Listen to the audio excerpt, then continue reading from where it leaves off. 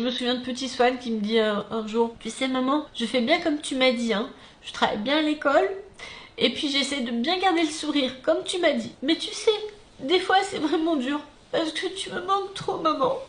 Et là il s'est mis à pleurer. Et moi je pouvais rien faire. Et c'est horrible quand vous êtes impuissant comme ça, quand vous sentez que votre enfant, il a mal, qu'il a besoin d'être consolé, qu'il a besoin que vous le preniez dans vos bras. Et vous pouvez pas. Vous pouvez pas.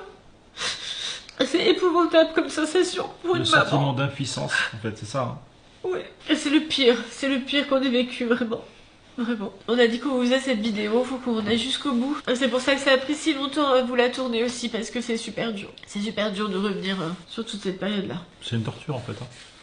Oui, c'est une torture de se remettre là-dedans, de reparler de tout ça et tout, c'est hyper dur. C'est hyper dur.